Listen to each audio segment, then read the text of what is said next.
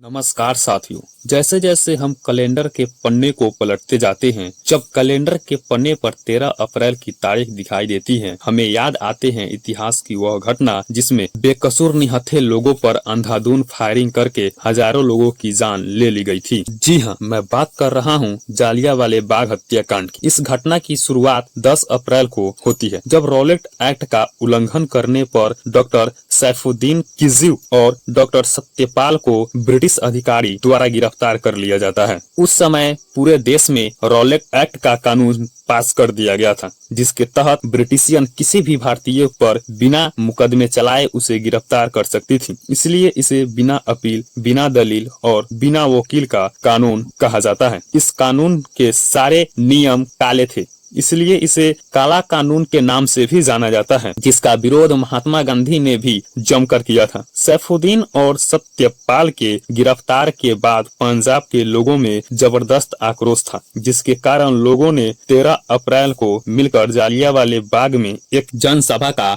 आयोजन करने का फैसला किया। ये बात जब ब्रिगेडियर रेजिनोल्ड डायर को पता चली तो उन्होंने अतिरिक्त सैन्य टुकड़ी पहले ही बुला ली और 12 अप्रैल तक वह पूरी तरह से तैयार हो गए। 13 अप्रैल की सुबह सभी अपने परिवारों और दोस्तों से मिलकर जश्न मना रहे थे। स्वर्ण मंदिर के दर्शन करने के बाद हजारों की संख्या में लोग जालियांवाला बाग में इकट्ठा हो गए। देखते ही देखते लगभग 25,000 लोगों की भीड़ इकट्ठा हो गई। इतने में ही जनरल डायर अपने जवानों के साथ वहां पहुंचता है। जालियांवाला बाग के अंदर तथा वहां से बाहर जाने का मात्र एक ही रास्ता होता है, जिसे जनरल डायर तोप लगाकर बंद कर देते हैं। इसके बाद बाग में प्रवेश करते ही उसके सैनिक अपने अपने बंदूक निकालकर फायरिंग के लिए तैयार हो जाता है और जनरल डायर सिर्फ एक शब्द बोलते हैं, फायर। उसके फायर बोलते ही गोलियों की बारिश होने लगती है। बर्बरता की सारी हदें लांघकर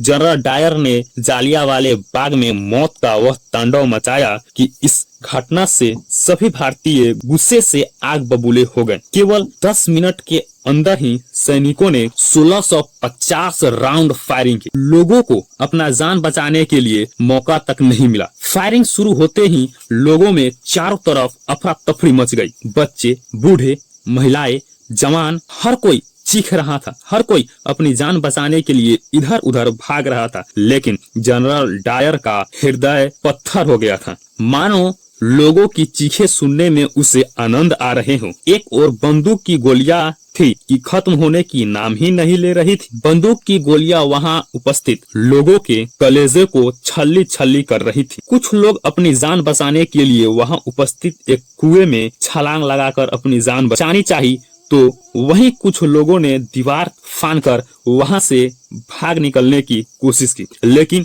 डायर के जवानों ने सभी को गोलियों से भून दिया। आज भी जालियांवाला बाग के दीवारों पर उन गोलियों के निशान हैं। जिस कुएं में लोग जान बचाने के लिए कूदे थे, उससे 120 लाशें बरामद की गई थी। वह कुआं इतने लोगों के निकलते खूनों से पूरी तरह लाल हो गया था, जिसे आज खूनी कुआं के नाम से जाना जाता है। आज भी जब इस कुएं से पानी निकाली जाती है तो उसमें खून निकलता है। खूबसूरत बाग में हर जगह सिर्फ खून के धब्बे नजर आ रहे थे। 10 मिनट फायरिंग के बाद जनरल डायर वहां से बाहर निकला। अमृतसर के सड़कों पर जो भी भारतीय उसे नजर आया, उसे गोलियां चलाकर मार दिया गया और अपनी तोप के पीछे रस्सी बांधकर उन्होंने उन लोगों को घसीटकर जेल ले जाया गया। ब्रिटिश सरकार के आंकड़ों के मुताबिक इस नरसंहार में मात्र 379 लोगों की मौत हुई थी, लेकिन असल आंकड़ा इससे कहीं ज्यादा है। हजारों भारतीय इस नरसंहार में शहीद हो गए थे। इस घटना की निंदा सभी जगह होने लगी। इस घटना की जांच सबसे पहले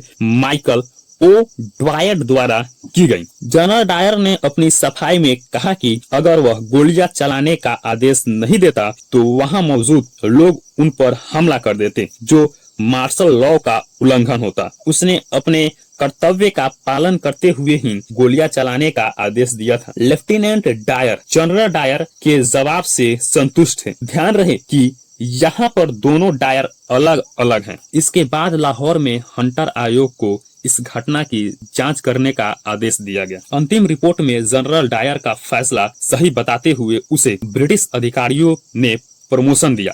लेकिन साथ ही रिपोर्ट में यह भी कहा गया कि जनरल डायर दोबारा भारत नहीं जाएंगे और उन्हें ब्रिटेन में रहकर ही अपनी सेवाएं प्रदान करनी होगी। जालियांवाला बाग हत्याकांड के दौरान सरदार उधम सिंह वहीं मौजूद थे। चूंकि उधम सिंह बचपन से ही अनाथ होने के कारण उस दिन वे वहां के लोगों को पानी पिलाने का कार्य कर रहे थे। खुद किस्मत और भगवान की दया थी कि वे इस हत्याकांड में बच गए थे, लेकिन उन्होंने उसी दिन यह संकल्प कर लिया कि वे इस घटना का बदला जरूर लेंगे। हत्याकांड के मुख्य आरोपी जनरल डायर की सन 1927 में ब्रेन हैमेज के कारण ब्रिटेन में ही मौत हो गई थी, लेकिन दूसरे आरोपी माइकल ओ डायर अभी जीवित थे। उधम सिंह उस समय बच्चे थे, लेकिन उनके भीतर प्रतिशोध की ज्वाला भड़क रही थी। उसके बाद उधम सिंह ने गद्दार पार्टी को ज्वाइन किया। वे एक गरीब परिवार से ताल्लुक रखते थे, जिनके बड़े भाई की मृत्यु भी बीमारी के कारण हो गई थी। कुछ वर्षों के बाद जब उन्हें इस बात की भनक लगी कि माइकल ड्वायर लंदन में है, तब उधम सिंह लंदन जाने के लिए पैसे जुटाने लगे। इसके लिए उन्होंने बढ़ई का काम किया, जिससे कुछ पैसे बरामद हुए। उसके बाद वे अमेरिका गए। अमेरिका के रास्ते से वे लंदन पहुंचे, जहां उन्होंने होटल में वेटर का काम किया, जिससे वे पिस्तौल खरीद सके। इन सभी कार्यों को करते करते उधम सिंह को 21 वर्ष लग गए। सन 1940 में लंदन में कैक्सटन हॉल में ईस्ट इंडिया एसोसिएशन और रॉयल सेंटर एशियन सोसाइटी पर बंदूक की आकृति की पेज काटकर उसी में बंदूक छिपा कर ले गए थे। और जैसे ही माइकल ओडायर स्टेज पर आए, उधम सिंह ने एक के बाद एक 3 गोलियां उस पर चला दी। इसके बाद वहीं पर उसकी मौत हो गई। फिर वे वहां से भागे नहीं, बल्कि आत्मसमर्पण करते हुए जब अपना बंदूक अंग्रेज अधिकारी को सौंप रहे थे, उस वक्त डर से उस अंग्रेज के हाथ कांप रहे थे। परंतु उधम सिंह ने कहा, घबराओ नहीं, मैं तुम्हें नहीं मारूंगा, क्योंकि तुम मेरा दुश्मन नहीं हो। उधम सिंह ने आखिरकार 21 वर्ष बाद 1940 में अपना बदला ले ही लिया। फिर 31 जुलाई 1940 को उन्हें फांसी दे दी गई। उधम सिंह जैसे क्रांतिकारियों के इतने ऊंचे आदर्श को मेरा सत सत नमन, जिन्होंने अपनी प्रतिज्ञा को पूरा करने में अपना जीवन व्यतीत किया। आज के लिए इतना ही। अगर आप हिस्ट्री से संबंधित नई नई जानकारियों को ग्रहण करना चाहते हैं तो आप रमेश हिस्टोरियन चैनल को सब्सक्राइब करके इसके बेल आइकन को दबाना ना भूलें।